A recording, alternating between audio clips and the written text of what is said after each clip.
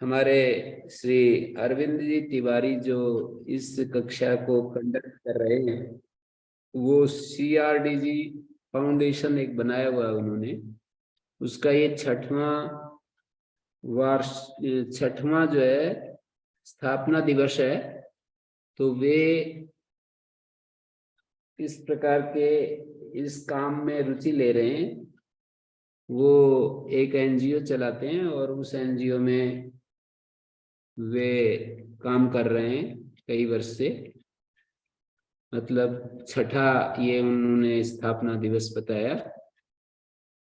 तो उनकी रुचि है, उनकी प्रकृति इस तरह की है कि समाज में कुछ अच्छा होना चाहिए, समाज अच्छा बने और हमारी हमारी कुछ आहुति समाज के लिए लगती रहे।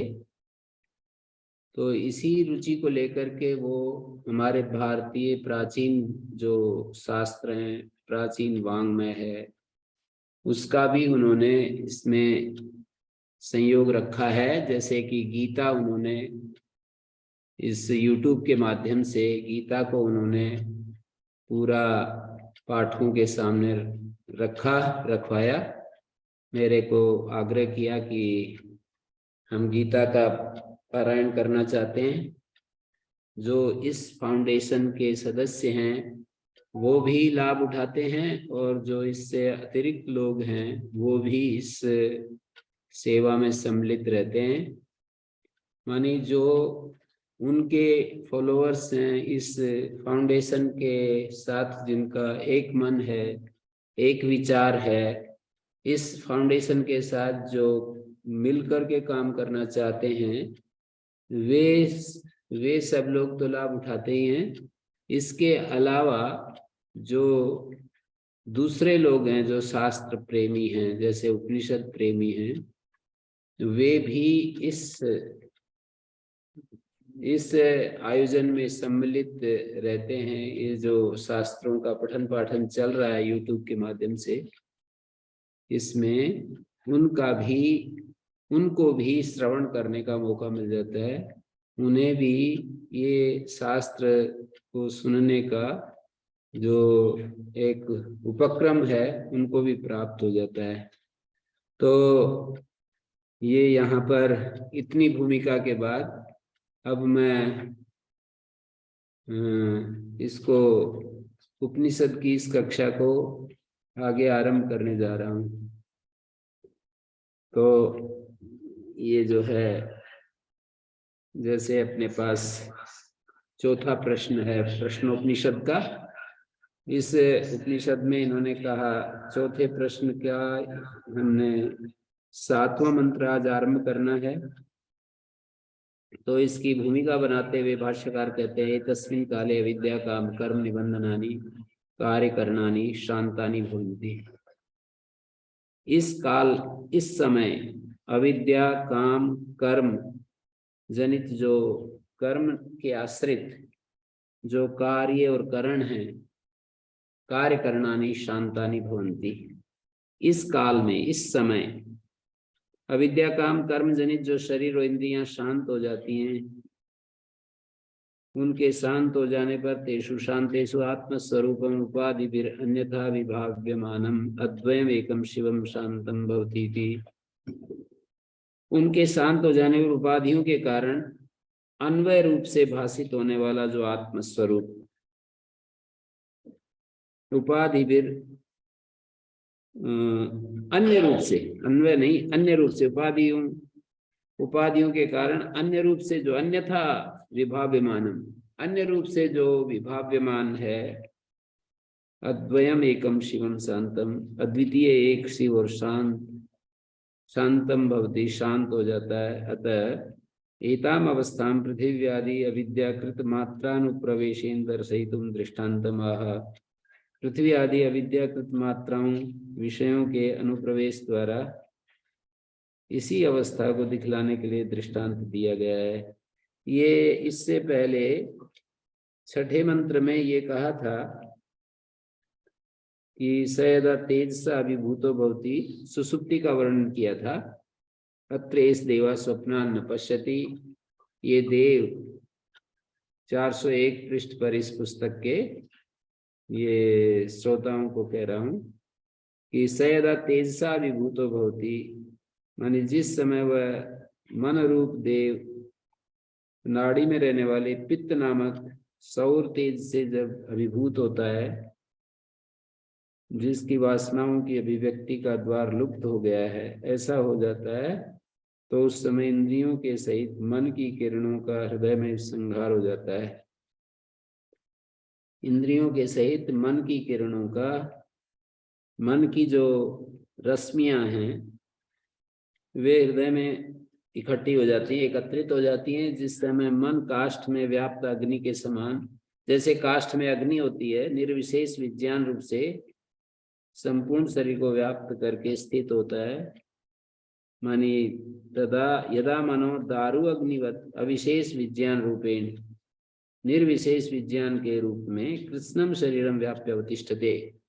ये निर्विशेष विज्ञान क्या है? एक सविशेष विज्ञान होता है, एक निर्विशेष विज्ञान होता है। इसको कैसे समझें?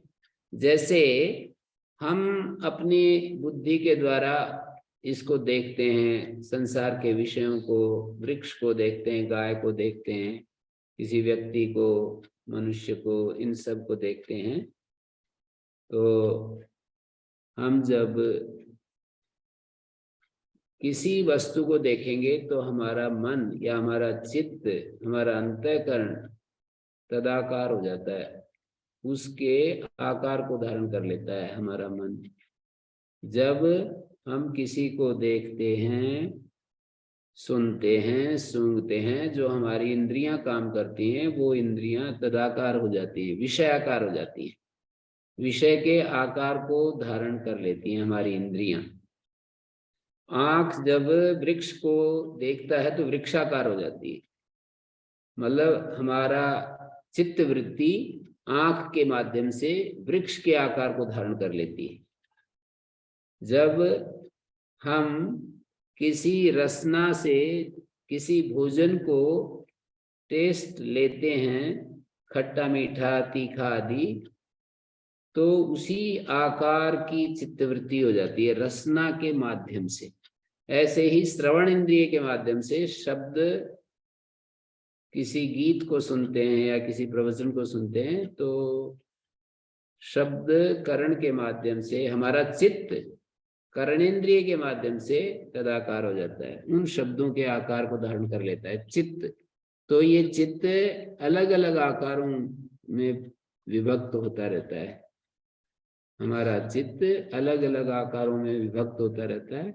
वे आकार कौन से हैं? मैंने कहा चित्त अलग अलग आकारों में विभक्त होता रहता है, देखने के रूप में, सुनने के रूप में, चखने के रूप में, गंध ग्रहण करने के रूप में, या त्वचा इंद्रिय के द्वारा स्पर्श को जानने के रूप में, स्पर्श इंद्रिय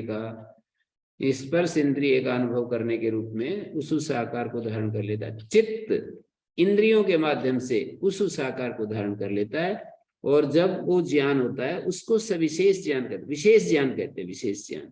और जब ये इंद्रियों के साथ हमारा चित्त संबद्ध नहीं होता है, इंद्रियों के साथ चित्त संबद्ध नहीं होता और इंद्रियों के विषयों के साथ भी नहीं होता, चित्त इंद्रियों के माध्यम से विषयों के साथ संबद्ध होता है, तो उन विषयों का ज्ञान होता है, उस आकार को धारण कर लेता है। लेकिन जब चित्त इंद्रियों के माध्यम से विषयों को ग्रहण नहीं करता, तब क्या होता है? तो चित्त अपने स्वरूप में प्रतिष्ठित होता है, चित्त किसी विशेष आकार को धारण नहीं करता, बस आत्मा ज्ञान स्वरूप बना रहता है, चित्त आत्मा के साथ एकीभूत रहता है। चित्त में दो योग्यताएं हैं, या तो आत्मा के समान रूप हो जाए, आत्मा का जो स्वरूप है वही चित्त का स्वरूप हो जाए, या चित्त विषय के स्वरूप का हो जाए। चित्त की दो स्थितियां होती हैं, विषयाकार हो जाए या फिर आत्मा के स्वरूप का हो जाए। योग शास्त्र में एक सूत्र आता है, दृष्टि दृश्योपरक्तम चित्तम सर्वात्म। दृष्टा और दृश्य से उपरक्त जो चित्त होता है वो सर्वार्थ है। सर्वार्थ मतलब सर्व उभयार्थ है। वो दृष्टा के आकार को भी धारण कर सकता है चित्त, दृश्य के आकार को भी धारण कर सकता है चित्त। दृष्टा और दृश्य के आकार को धारण करने की योग्यता है चित्त में।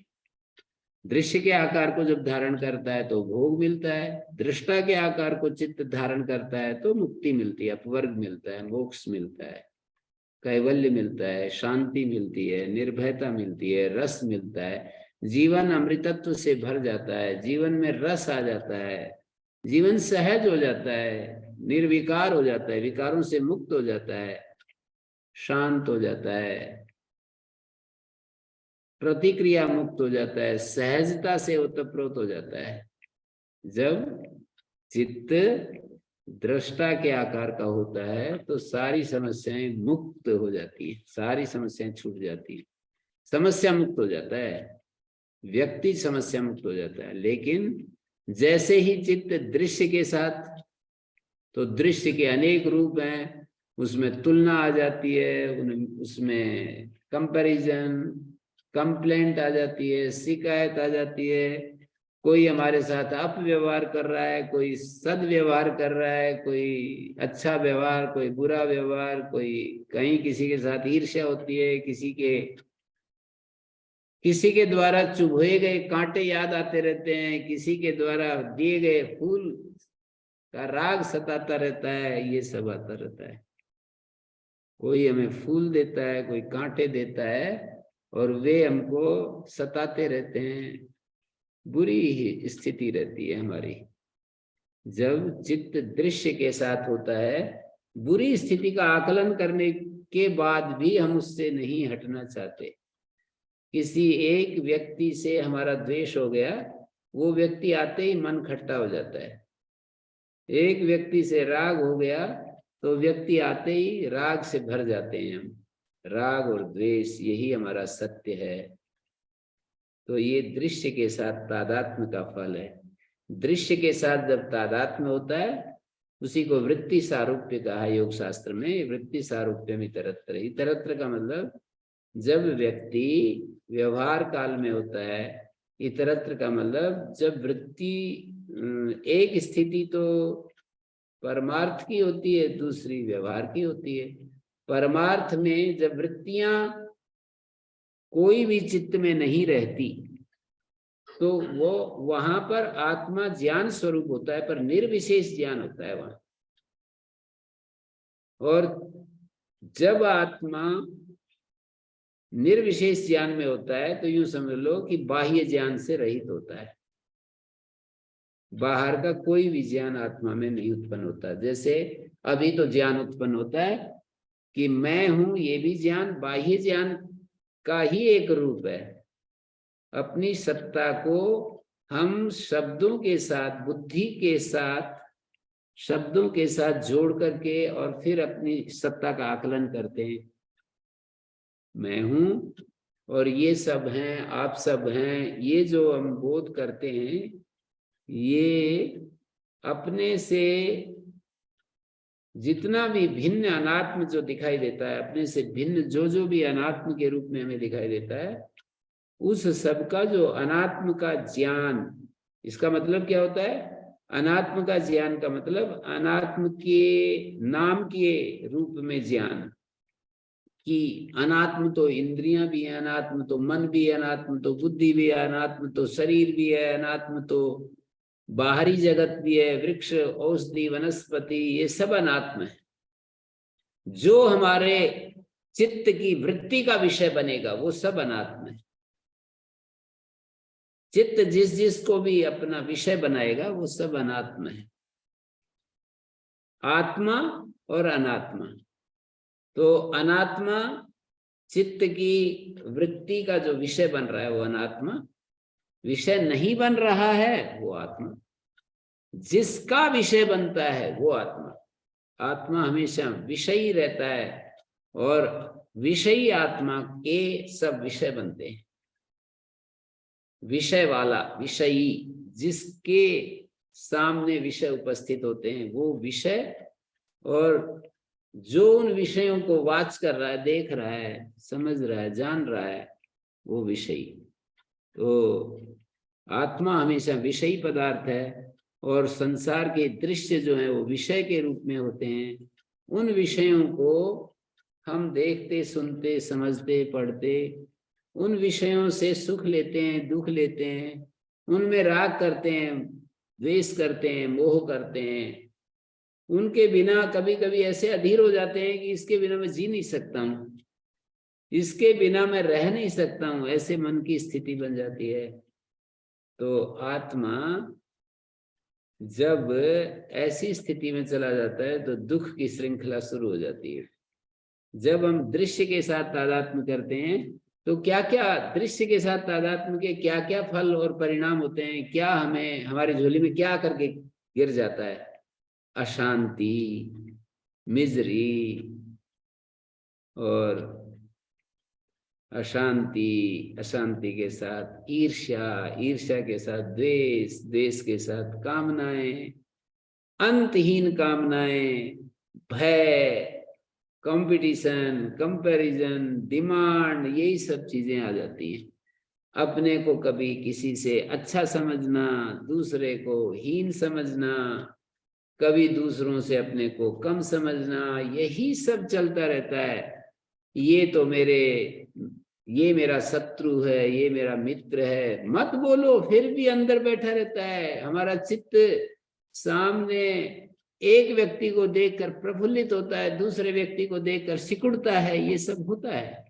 कोई हमें सहयोग करेगा, उसको देख करके हम प्रफुल्लित होंगे, कोई हमारा विरोध करेगा, हमारे बात काटेगा, हमको नीचा दिखाएगा, हमारे कार्य की निंदा करेगा, बस हम भी बिगड़ जाएंगे, हमारा मन जो है डिस्टर्ब हो जाएगा पूरा।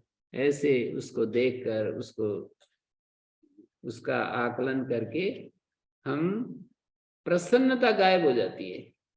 व्यवहार में हमारे मन की जो प्रसन्नता है वो चली जाती है। हमारी बुद्धि खराब हो जाती है, शुद्ध बुद्धि नहीं रहती, अशुद्ध हो जाती है। हमारी इंद्रियां भी विकार युक्त हो जाती हैं, राग द्वेष आ जाता है, भय सताने लगता है, अकेलापन सताने लगता है, अनसिक्योर महसूस करते हैं, असुरक्षित महसूस करने लगते हैं।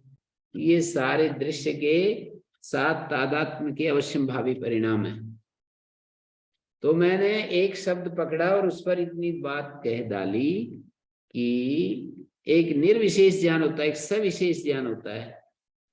बुद्धि के साथ आत्मा का जो संयोग होता है, आत्मा और बुद्धि का जो संयोग होता है, उस संयोग के बाद फिर इंद्रियां और विषय, ये चार चीजें एक लाइन में जब आ जाते हैं तो हमें ज्ञान होता है। वो ज्ञान विशेष ज्ञान कहलाता है। लेकिन सारे बाह्य ज्ञान जब बंद कर दिए तब भी एक शांत आत्मा का जो स्वरूप है वो बना रहता है।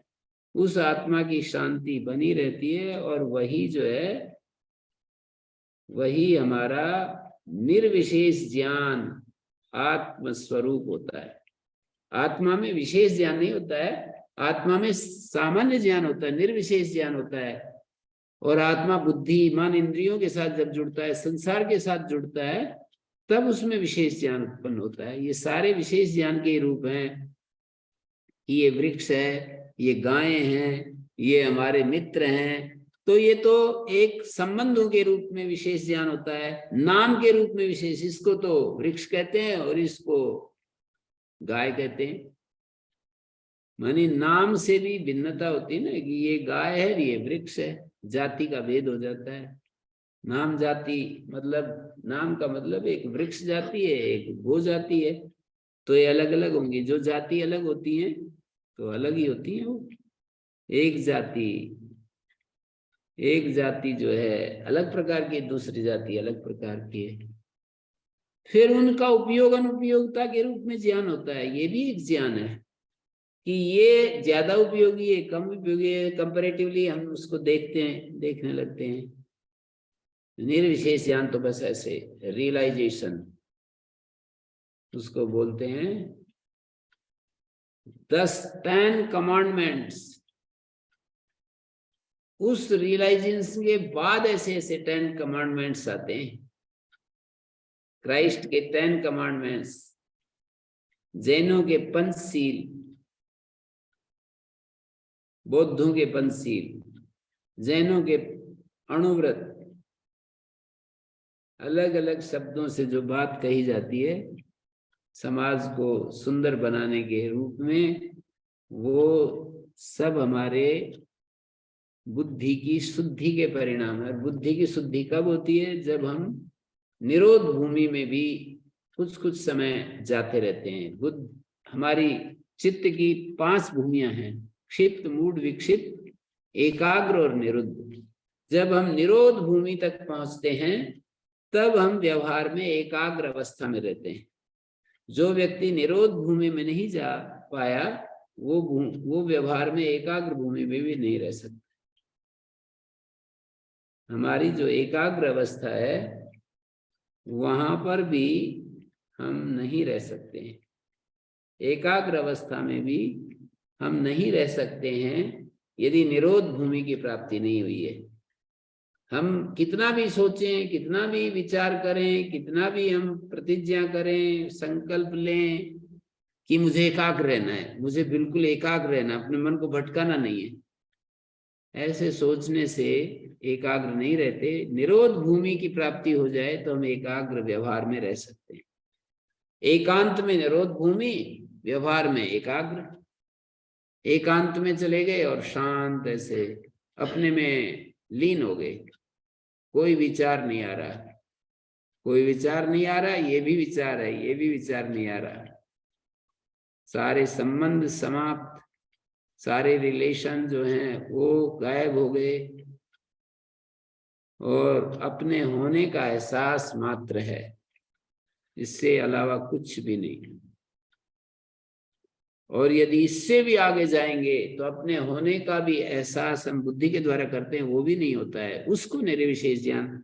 तो ये सारी बातें यहाँ पर, यदा मनो दारु अग्निवत अविशेष ज्ञान रूपेण कृत्स्नम शरीरम व्याप्य अवतिष्ठते, अविशेष ज्ञान के रूप में संपूर्ण शरीर को व्याप्त करके ठहरता है। तदा सुसुप्तो भवति तस्मिन् काले मनाख्य देव स्वप्न, इस समय मनाख्य देव स्वप्न नहीं देखता है। दर्शन द्वारा से निरुद्धत्वा तेजसा, तेज जो है ना, सौर तेज, पित्ताख्य जो सौर तेज है वो दर्शन द्वार को निरुद्ध कर देता है। अथ तदा एतस्मिन् शरीरे तत्सुखम भवति, तब इस शरीर में ये सुख होता है। यद विज्ञानम निराबाधम अविशेषेण शरीर व्याप्तम प्रसन्नम भवति, जिसका विज्ञान जो निराबाध और सामान्य रूप से संपूर्ण शरीर में व्याप्त विज्ञान है वही स्पष्ट होता है। इस शरीर में ये सुख होता है उस समय। तदा एतस्मिन् शरीरे एतत् सुखम भवति, जब कोई भी वृत्ति नहीं होती है हमारे भीतर, सुषुप्त अवस्था में चले जाते हैं, कोई वृत्ति नहीं होती है, तब सुख होता है। कस्य एतत् सुखम भवति, किसको सुख होता है? सुख आत्मा का स्वरूप है और वही स्वरूप प्रकट हो जाता है जब कोई वृत्ति नहीं होती है। तो निर्विशेष ज्ञान की स्थिति में उसके साथ निर्विशेष सुख प्रकट होता है।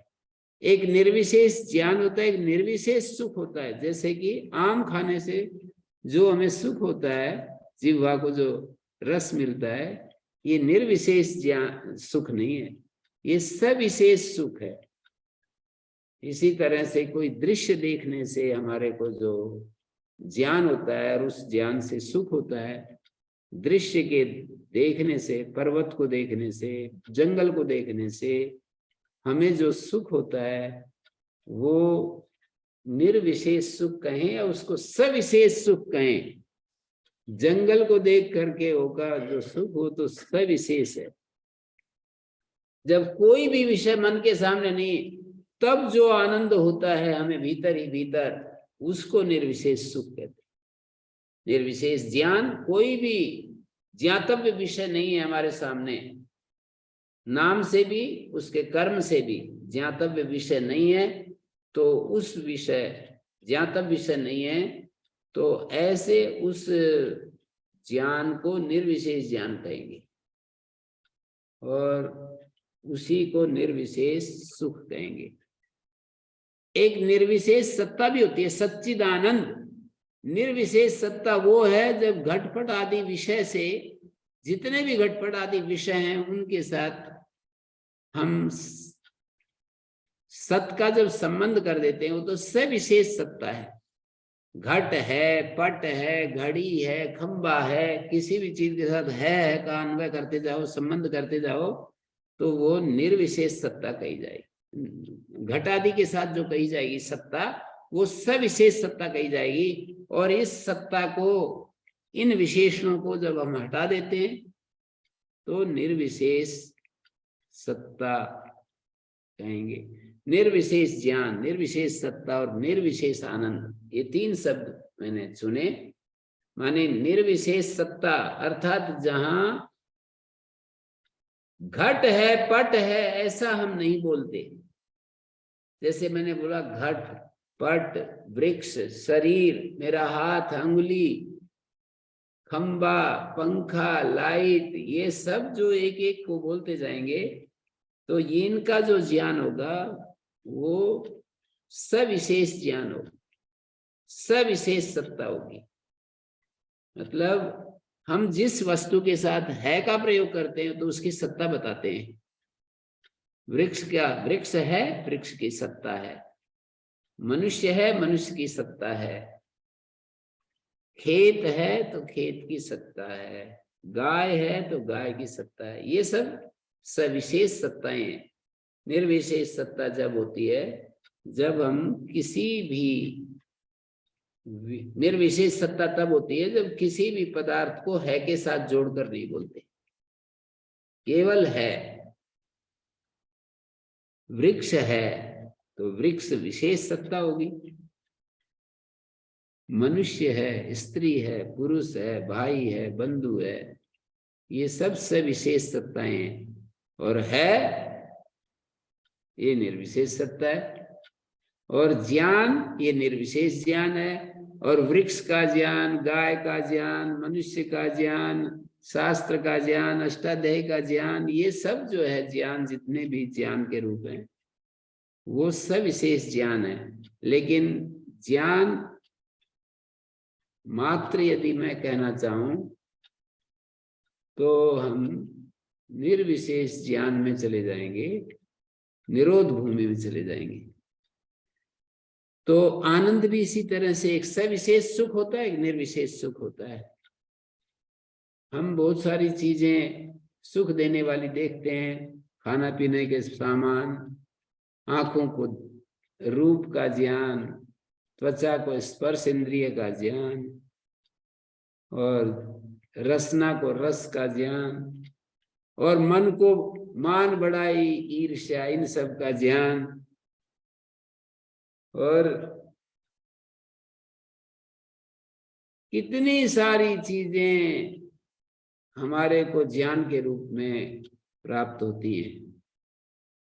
लेकिन उन सब विषयों को यदि हम हटा दें, चित्त को हटा दें, मानी जैसे मैंने कहा था घट का ज्ञान, पट का ज्ञान, वृक्ष का ज्ञान, गाय का ज्ञान, ये ज्ञान के आगे जो मैंने जो शब्द बोलता जा रहा हूं, गाय का ज्ञान, वृक्ष का ज्ञान, बालक का ज्ञान, बालिका का ज्ञान, माता का ज्ञान, पुरुष का ज्ञान, शास्त्र का ज्ञान, ये शास्त्र का, माता का, पिता का, ये सब यदि हम हटा दें और केवल ज्ञान मात्र, तो निर्विशेष ज्ञान होता है। और शास्त्र का ज्ञान तो शास्त्र वाहुपाधि बन गई। शास्त्र का ज्ञान का मतलब केवल ज्ञान नहीं, शास्त्र का ज्ञान, प्रकृति का ज्ञान, पर्वत का ज्ञान, नदियों का ज्ञान, वृक्ष का ज्ञान, ये सब जो ज्ञान होंगे वो निर्विशेष ज्ञान नहीं कहलाएंगे, सविशेष ज्ञान कहलाएंगे। तो इस तरह से हमने देखा कि निर्विशेष ज्ञान, निर्विशेष सत्ता, निर्विशेष सुख, मतलब आम खाने से सुख मिलता है, ये तो ठीक है। लेकिन कोई भी खाने पीने की, देखने की, सुनने की कोई भी चीज हमारे सामने नहीं रहती, फिर भी हम सुख से दूर नहीं हटते, सुख स्वरूप बने रहते हैं। इसका अर्थ है निर्विशेष आनंद, निर्विशेष आनंद कहेंगे उसका। तो एतस्मिन् काले अविद्या काम कर्म निबंधनानि कार्य करणानि शांतानि भवन्ति। इस समय, कौन से समय में, किस समय, जब सुसुप्त अवस्था होती है उस समय। ये तस्मिन काले जो शब्द है तो उसका अर्थ हो जाएगा सुसुप्त काल में, जब हमारी इंद्रियां शांत हो जाती हैं और सुसुप्त अवस्था में होती हैं, तो ए तस्मिन काले शब्द से उसको कहा जा रहा है। ए तस्मिन काले, इस समय, किस समय, तो इस समय, किस समय, सुसुप्त काल में, सुसुप्त अवस्था में। ए तस्मिन काले, सुसुप्त, ये अर्थ है ए तस्मिन कालो, काले का।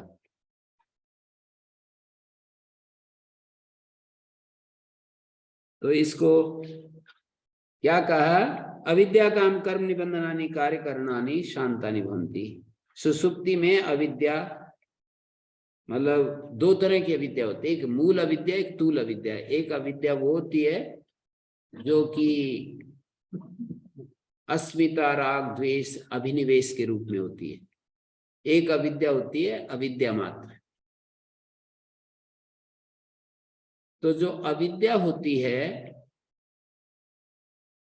अस्मिता राग द्वेष अभिनिवेश के रूप में, जो अविद्या होती है, वो अविद्या शांत हो जाती है नींद में। मूल अविद्या तो रहती है, पर अविद्या का कार्य समाप्त हो जाता है, कामनाएं समाप्त हो जाती हैं, अलग अलग कर्म जो होते हैं वे समाप्त हो जाते हैं। कार्य करणानि शांतानि भवन्ति तेषु शांतेषु आत्मस्वरूपम उपाधिभिर अन्यथा विभाव्यमानम अद्वयम एकम शिवम शांतम भवति इति एतामेव अवस्थां पृथिव्यादि अविद्याकृत मात्रानुप्रवेशेन दर्शयितुम दृष्टान्तम आह। वो जब अविद्या काम कर्म शांत हो गए तो आत्मस्वरूपम उपाधिभिर अन्यथा विभाव्यमानम, उपाधियों से जो अलग दिखाई दे रहा था, जैसे मन उपाधि आ गई तो मनोमय पुरुष दिखाई देने लगा, प्राण उपाधि आ गई तो प्राणमय पुरुष दिखाई देने लगा, और विज्ञान उपाधि आ गई तो विज्ञान में पुरुष दिखाई देने लगा, शरीर उपाधि आ गई तो शरीर पुरुष अन्नमय पुरुष दिखाई देने लगा। तो उपाधि भी अन्यथा विभाव्यमान, उपाधियों से जो अन्य दिखाई दे रहा, आत्मस्वरूपम, आत्मा का जो स्वरूप है, जब सारे अविद्या काम कर्म शांत हो गए तो उपाधियों से जो अन्यथा दिखाई दे रहा था, अद्वयम एकम शिवम शांतम भवति, एक ही अद्वय परमात्मा होता है, शिव कल्याण मंगल स्वरूप शांत होता है। इति एतामेव अवस्थां पृथिव्यादि अविद्याकृत मात्रानुप्रवेशेन दर्शयितुम,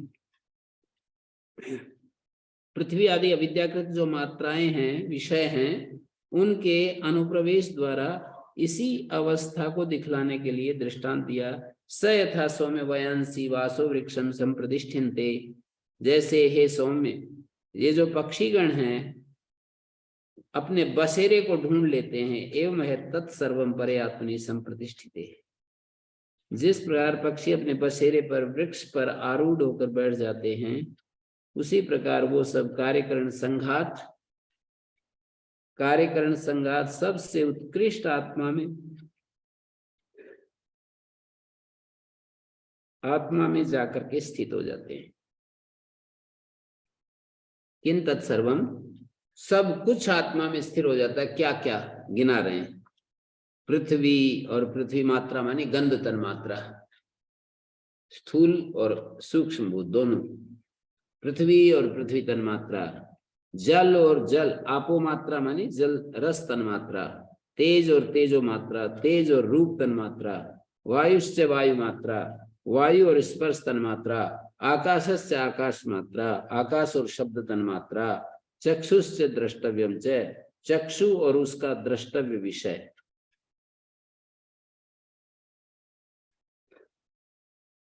नेत्र और द्रष्टव्य रूप, श्रोत्र और श्रोत्रव्य शब्द, घ्राण और घ्रातव्य गंध, रस और रसयितव्य रसना और रसयितव्य रस, त्वक स्पर्शयितव्यम च, त्वचा और स्पर्श योग्य पदार्थ, वाक् च वक्तव्यम च, हाथ और वक्तव्य ग्रहण करने योग्य वस्तु,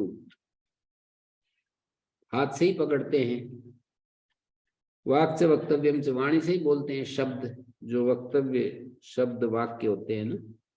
हस्तौ च आदातव्यम च, हाथ और उनको ग्रहण करना।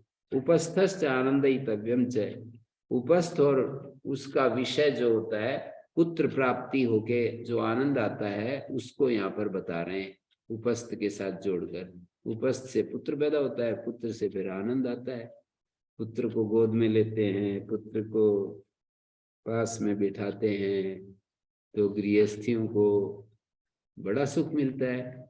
कहते हैं कि संसार का सबसे अवर्णनीय सुख मिलता है जब कोई दादा अपने पोते को गोद में खिलाता है, तो पीठ पे बैठाता है, पीठ पर बिठाए, गोद में ले ले, तो उसका क्या है, उपस्थ से संबंधित है उस आनंद का। उपस्थश्च आनंदयितव्यम च, पायुश्च विसर्जयितव्यम च, जो पायु और उस पायु से मल विसर्जन करते हैं। पादौ च गंतव्यम च, पैर और गंतव्य, मन और मंतव्य विषय, बुद्धि और बोधव्य विषय, अहंकार अहंकर्तव्य विषय, चित्त और चेतयितव्य विषय, तेज और विद्योतयी, तेज तेज और प्रकाश्य पदार्थ, तेज और तेज के द्वारा प्राण और धारण करने योग्य वस्तु सभी आत्मा में लीन हो जाती हैं। तेज और तेज के द्वारा यहाँ पर बताया प्रकाश विषया त्वक्तया निर्भाष्य विषय विद्योतयितव्यम चेतयितव्यम च तद विषय, चेतना युक्त अंतःकरण और उसका चेतयितव्य विषय। तेज और त्वग इंद्रिय व्यतिरेकिण प्रकाश विशिष्टाया त्वक्तया निर्भाष्य विषय विद्योतयितव्यम, माने तेज और त्वग इंद्रिय से भिन्न प्रकाश विशिष्ट त्वचा और विद्योतयितव्य, ये सब आत्मा में। अतः परम यदात्म रूपम जल सूर्य का अधिवत भोक्तृत्व कर्तृत्व ही अनुप्रविष्ट, इससे परे जो आत्म स्वरूप था जल में प्रतिबिंब सूर्य की तरह इस शरीर में कर्ता भोक्ता के रूप में जो प्रविष्ट हो गया, जो आत्म स्वरूप हमारी बुद्धि में कर्ता भोक्ता के रूप में। ऐसे ही दृष्टा, सुसुप्ति में जीव को परमात्मा प्राप्ति, ऐसे ही दृष्टा स्पृष्टा श्रोता घ्राता रसयिता मनता बोधा कर्ता विज्ञानात्मा पुरुषा स परे अक्षरे आत्मनि संप्रतिष्ठिते, वह पर अक्षर आत्मा में सम्यक प्रकार से स्थित हो जाता है। पर अक्षर जो आत्मा है उसमें सम्यक प्रकार से स्थित हो जाता है। ऐसी दृष्टा स्पृष्टा श्रोता घ्राता रसयिता मनता बोधा कर्ता, ये सब जो है सुनने वाला देखने वाला आदि, कर्ता विज्ञानात्मा, विज्ञानम विज्ञायते अनिति कर्णभूतम, बोधा कर्ता करने वाला, और विज्ञानात्मा विज्ञान जो है करणभूत होता है, बुद्धियादि। इदम तो विज्ञानाति विज्ञानम कर्तृकारक रूपम, बुद्धि जो विज्ञान जो है करण कारक के रूप में भी होता है, कर्तृकारक के रूप में भी। विज्ञात्री स्वभावित कर्तृकारक रूपम तदात्मा तत्स्वभाव विज्ञात्री स्वभाव, पुरुष कार्यकरण संघातो उपाधि पूर्णत्वात् पुरुष, उपाधि में पूर्ण होने से वो पुरुष है। सच है जल सूर्य का आदि प्रतिबिंब से सूर्य आदि प्रवेशवत जगद आधार शेषे परे अक्षरे आत्मी, जगत के आधारभूत या अक्षर आत्मा में सम्यक रूप से स्थित हो जाता है। दृष्टा श्रोता आदि रूप से बतलाया गया पुरुष जगत के आधारभूत पर अक्षर जगद आधार शेषे परे अक्षरे आत्मी संप्रतिष्ठे तदेकत्व विदा फलम, अक्षर ब्रह्म के साथ उस विज्ञान आत्मा का एकत्व जानने वाले को जो फल मिलता है वो बता रहे हैं। एकत्व जानने वाले को जो फल मिलता है, परम एव अक्षरम प्रतिपद्यते स यो वै तद अच्छायम अशरीरम अलोहितम शुभ्रम अक्षरम वेदयते यस्तु सौम्य स सर्वज्ञ सर्वो भवति। तदेश श्लोक तदेकत्विद, अक्षर ब्रह्म के साथ उस विज्ञान आत्मा का एकत्व जानने वाले को क्या फल मिलता है विज्ञान स्वरूप का, तो कहा हे सौम्य, इस छायाहीन अशरीरी अलोहित शुभ्र अक्षर को जो पुरुष जानता है वह पर अक्षर को ही प्राप्त हो जाता है, वह सर्वज्ञ और सर्वरूप हो जाता है। तो ये श्लोक बताया, परम एवं अक्षरम वक्ष्यमाण विशेषणम प्रतिपद्यते, उसके विषय में ऐसा कहते हैं कि वह आगे बतलाए जाने वाले विशेषणों से युक्त परम अक्षर को प्राप्त हो जाता है। स यो वै तत् सर्व ऐष्णा विनिर्मुक्तो, सभी ऐष्णाओं से छूटा हुआ, अच्छायम तयोर्वर्जितम, संपूर्ण ऐसाओं से छूटा हुआ जो अधिकारी उस अच्छाय तमोहीन तमोवर्जितम, हाँ, अच्छायम तमोवर्जितम अशरीरम नाम रूप सर्वोपाधि शरीर वर्जितम अलोहितम, लोहित आदि सर्वगुण विवर्जितम, सारे लोहित आदि गुणों से रहित, यत एवं अतः शुभ्रम शुद्धम सर्व विशेषण रहितत्वाद अक्षरम सत्वम पुरुषाख्यम अप्राणम अमनोगोचरम शिवम शांतम सबाह्याभ्यंतरम अजम वेदयते विजानाति अस्तु सर्व त्यागी सौम्य स सर्वज्ञो न तेन अविदितम किंचित संभवति, उससे कुछ अविदित नहीं रहता है। विज्ञानात्मा स देवैश्च सर्वै प्राणाभूतानि संप्रतिष्ठन्ति यत्र तदक्षरम वेदयते यस्तु सौम्य स सर्वज्ञ सर्वमेव आविवेश, जिस अक्षर में सारे देवों के सहित विज्ञानात्मा सह देवैश्च सर्वै, विज्ञानात्मा जिस अक्षर में सारे देवों के सहित विज्ञानात्मा प्राणा भूतानि संप्रतिष्ठन्ति, विज्ञानात्मा प्राण और भूत सम्यक प्रकार से स्थित होते हैं, उसे जो जानता है वो सर्वज्ञ सभी में प्रवेश कर जाता है। जिस अक्षर में सारे देव सहित विज्ञानात्मा प्राण और भूत प्रवेश करते हैं, विज्ञानात्मा स देवैश्च अग्न्यादिभि प्राणश्च चक्षुरादया भूतानि पृथिव्यादीनि संप्रतिष्ठन्ति यस्मिन् अक्षरे तदक्षरम वेदयते यस्तु सौम्य प्रियदर्शन स सर्वज्ञ सर्वमेव आविवेश आविशति, उस अक्षर को जो जानता है वह सर्वज्ञ सभी में आविष्ट अर्थात प्रविष्ट हो जाता है, सर्वरूप हो जाता है। तो इसके साथ ही हम चौथे प्रश्न को पूरा करते हैं। अब आगे पांचवा प्रश्न कल हम प्रारंभ करने जाएंगे। ओम शांति शांति शांति।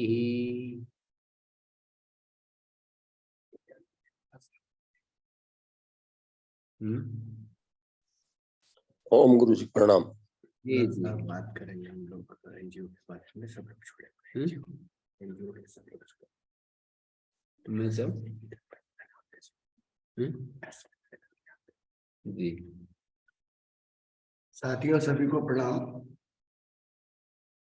सब लोग जिनको मैं निवेदन करूंगा, हमारे संग हमारे एनजीओ के समस्त निदेशक जुड़े हुए हैं और वाइस प्रेसिडेंट डेरिन डिसूजा भी जुड़े हुए हैं। और हम लोगों ने गत वर्ष में खाली इतने ही कार्य किए हैं कि कुछ जगहों पे वृक्षारोपण हम लोगों ने वैज्ञानिक पद्धति पे, जो कि वहाँ की वायुमंडल, मिट्टी और वहाँ के पुरानी आवश्यकताओं के अनुसार, जो भौगोलिक दशा के अनुसार वृक्षारोपण होना चाहिए, किया। उस पर कि जिला कारागार गौतम बुद्ध नगर ने काफी सराहा भी था। इसके साथ ही वहाँ के जो कंजर्वेटर फॉरेस्ट थे गौतम बुद्ध नगर के, उन्होंने इस चीज पे एक चिंतन भी किया कि हाँ ये सही तरीका है कि वृक्षों को अगर हम इसी तरीके से लगा दें जो 2 साल 3 साल में बड़े हो जाते हैं, तो वो कहीं ना कहीं एक तरीके से वातावरण को गलत एक विपरीत दिशा देते हैं। दूसरा कारण ये है कि वृक्षारोपण पर्यावरण संरक्षण का एक छोटा सा अंग है और वृक्षारोपण इतना महत्वपूर्ण है कि जो मधुमक्खियां हैं वो अलग अलग समय में जो पुष्पित पल्वित फलित होते हैं वृक्ष, उसके ऊपर ही उनका जीवन चलता है और वो सबसे बड़े श्रमिक हैं हमारे अन्न के उपज के, अनाज के, चाहे दलहन के रूप में हो, चाहे वो गेहूं के रूप में हो, बाजरे में, किसी में भी, क्या कि ऊपर परागण क्रॉस पॉलिनेशन उसमें करते हैं। तो एक विज्ञान है जिसको हमें समझना होता है। तो पर्यावरण, हमारा जो एनजीओ है 5 चीजों पर कार्य करता है: शिक्षा पे, स्वास्थ्य पे, पर्यावरण संरक्षण पे, स्व व्यवसाय पे और गौ संरक्षण पे। और इन 5 चीजों को मिला करके ये यूनाइटेड नेशंस के 17 सस्टेनेबल डेवलपमेंट गोल्स को आपस में समाहित करता है। इसी में 14 और 15 तारीख को 2 दिन का विषय पे गंभीर चर्चा हुई, जिसपे काफी प्रश्न पूछे गए कि ये पांचों चीजें 17 गोल को कैसे समाहित करते हैं। जिसमें से एक विशेष प्रश्न ये आया कि 17वां गोल है कि सबको साथ लेकर के चलना। उन्होंने कहा इसमें कैसे सबको साथ ले रहे हैं, तो मैंने कहा आप ये देखिए, शिक्षा है, कहाँ किसको साथ नहीं लेती है, स्वास्थ्य सबके साथ है, पर्यावरण संरक्षण सभी को आवश्यक है। पर्यावरण संरक्षण हवा के ऊपर, पानी में, जमीन के अंदर सभी उसके अव्यय से जुड़ा हुआ है। और गौ संरक्षण इसमें किस तरीके से कार्य करती है और गौ संरक्षण हमारा किस तरीके से और स्व व्यवसाय से क्या लाभ है, ये जब तक आपस में जुड़ते नहीं है तब तक हम उसको कह ही नहीं सकते हैं कि हम आपस में जुड़ करके कार्य कर रहे हैं। इसी तरीके से जब संरक्षण पे जल के ऊपर की बात की तो मैंने कहा पर्यावरण संरक्षण, हम बात नहीं करते हैं जल संरक्षण या वायु प्रदूषण या इस तरीके से, हम पर्यावरण संरक्षण जिसके अवयव समस्त चीजें हैं। तो आप किसी भी चीज, भूखमरी बात करते हैं, जीरो हंगर, अगर आप शिक्षित कर रहे हैं लोगों को और उनको आप, कहावत है ना कि अंग्रेजी में लोग कहते हैं don't give them the fish, teach them to catch the fish. तो हमारा उद्देश्य रहता है कि किस तरीके से लोग अपने आजीविका खुद पाएं। है कि एक पुरानी कहावत है, उत्तम खेती मध्यम बान निशित चाकरी भीख निदान। आप भीख के रूप में एक निदान तो मिल जाता है, नौकरी से अच्छा माना जाता है, क्योंकि आपको अपने एक समय के लिए जाना है और जहां से कोई दुत्कारता आप वहां नहीं जाते हैं। तो उससे ऊपर की चीज है व्यवसाय स्वयं का, और सर्वोत्तम चीज है खेती। तो हम लोग का प्रयास है कृषि को लोगों तक कैसे समझाएं कि कृषि सबसे प्रमुख होनी चाहिए। उस पर कार्य अलग तरीके से चल रहा है। और हमारे आने वाले समय में, जैसे अभी आचार्य जी ने अपने प्रारंभिक उद्बोधन में बताया था, हमारा एनजीओ सांस्कृतिक संस्कृति के पुनर्स्थापन के लिए प्रयासरत है। उसका यह प्रयास है जिसमें आचार्य जी ने अपनी स्वीकृति दी हुई है, उसमें हम लोग बराबर आगे धीरे धीरे बढ़ रहे हैं। लेकिन हाँ, यह सत्य है कि गति बहुत धीमी है और इस गति से कार्य वो जो हमें चाहिए वो नहीं हो रहा। जैसे जैसे सबसे पहले जब हमने ईशावास्योपनिषद पढ़ा, उसके बाद केनोपनिषद, कठोपनिषद, अब प्रश्नोपनिषद जब पढ़ रहे हैं, उसमें जिस तरीके से आज की भी अगर कक्षा को हम देखें, जो उन्होंने आत्मा के विशुद्ध या निर्गुण ज्ञान और निर्विशेष इनकी बात की, तो अगर इसको आज के समय से जोड़े, हम जो भी कार्य कर रहे हैं उसमें लिप्तता ना रखें, तो आज के स्थिति में वही विशेष हो जाएगा, वो निर्विशेष की स्थिति में आ जाएगा। और निर्गुण अगर हम किसी को बगैर दोष और गुण के देखे अगर कार्य करें, और उससे क्या इस समाज के विभिन्न चीजों को लाभ होगा, तो वो निर्गुण दशा होगी आज की काल की स्थिति में। आचार्य जी जो बात कर रहे हैं बहुत अलग गहराई की बात है, मैं तो आज के देश काल की स्थिति से बात कर रहा हूँ। हमें आचार्य जी का गत वर्ष आशीर्वाद प्राप्त हुआ था। आप लोगों से निवेदन, अपना हमारे एनजीओ में हम लोगों ने इस वर्ष उत्तर प्रदेश प्रमुख हमारे जो स्थापित किए हैं आचार्य जी, वो है राधेश्याम पांडे त्रिफला जी। उन्होंने राम जन्मभूमि शिलान्यास में 51 नदियों का जल दिया था उस समय, उस पूजा में। वो आपके एनजीओ सीआरडीजी फाउंडेशन के उत्तर प्रदेश के प्रभारी हैं। इसी तरीके से सी मनी है तमिलनाडु से, और वो एक पूर्व शिक्षाविद हैं। उन्होंने समाज के जो सबसे वैसा वर्ग है जो कि समाज से हटाया हुआ ग्रामीण या वनवासी, उनके संग कार्य करते हैं, तो तमिलनाडु के प्रमुख हैं। इसी तरीके से महाराष्ट्र के प्रमुख है रविंद्र सिंघल। उन्होंने समाज से जुड़ करके एक अलग तरीके का कार्य करते हैं और लोगों को जागरूक करते रहते हैं। उसके अतिरिक्त गोरखपुर प्रमुख हैं अशोक शुक्ला जी, और मुंबई के हैं कैलाश वी ओइलकर। हमारे संग डेरिल डिसूजा है, इन्होंने अर्थ कीपर्स कनेक्ट की एक इनकी संस्था है, और ये जो है अपना इंटीग्रेटेड हेल्थ मेडिसिन सिस्टम, जिसमें आयुर्वेद, यूनानी, सिद्धा, जो पारंपरिक चिकित्सा पद्धति थी, उस पर काफी अच्छे कार्य किए हुए हैं। और ये भी इसी तरीके के जो हमारे 5 लक्ष्य उनको मिला करके उत्कृष्टता के सेंटर ऑफ एक्सीलेंस के स्थापना की बात करते हैं, उसी तरीके का ये काम कर रहे हैं। तो उसी के विंग के ये प्रमुख हैं डेरिल डिसूजा। डेरिल डिसूजा जी, मैं आपसे निवेदन करूंगा कि 2 मिनट के अंदर बताएं, क्या कि आचार्य जी से मैंने 10 मिनट का समय लिया है और 2 मिनट में अपने इस कार्य में और एनजीओ के बारे में बताएं। डेरिल डिसूजा जी। प्रणाम आचार्य जी और बाकी सभी दोस्तों को भी प्रणाम। और आजकल दुनिया में जो माहौल चल रहा है उसकी वजह से लोग काफ़ी परेशान हो गए हैं और लोगों को अभी समझ में आ रहा है कि जो नेचुरल ऑर्गेनिक ज़िंदगी है, जो हमारे पुरखों जैसे रह रहे थे सब नेचुरल प्रैक्टिसेस के साथ, उसी दिशा में हमें वापस जाना है। और ऑर्गेनिक फार्मिंग, नेचुरल होम्स, काऊ प्रोटेक्शन और हेल्थ और जो हमारे पूरा आयुष का सिस्टम है और सभी नेचुरल हेल्थ के सिस्टम्स को भी जोड़ के, और जो होलिस्टिक एजुकेशन जो हम मानते हैं, जो गुरुकुल का सिस्टम है, उसके तरफ भी लोगों को अभी समझ में आ रहा है कि उसी से हमारा जो है सेल्फ सफिशिएंसी और ऑर्गेनिक लाइफ फिर से बन सकता है। इसलिए काफ़ी लोग हमें अप्रोच करते हैं और अपना जगह का बात वो करते हैं कि इतने हमारे पास एकड़ है, क्या आप आके वहाँ पे ऐसे सब आपके जो सीआरडीजी एनजीओ है उसका मॉडल जो है क्या आप आके इम्प्लीमेंट कर सकते हैं वहाँ पे। तो हमारी अभी कोशिश है कि उनके साथ हम काम करें और जो हम अ, जिस सिस्टम से हम उसका वहाँ पे स्थापना करें। और इसलिए मैं सभी से निवेदन करता हूँ कि हमें इस फाउंडेशन को भी आप ज़रूर सपोर्ट कीजिए।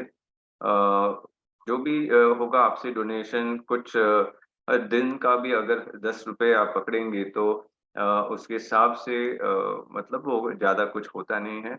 तो सभी से निवेदन है कि आप डोनेशंस करेंगे सीआरडीजी को तो हमारा जो है फंड्स बढ़ेगा और उसी के मतलब सपोर्ट से हम आगे जाके ये सब काम कर पाएँगे। धन्यवाद। धन्यवाद डेरिल जी, बूंद बूंद से घड़ा भरता है, बहुत सही। आगे अमित परिटीवार जी, आप सूक्ष्मता से बताइए एनजीओ के बारे में, अपने कार्य के बारे में।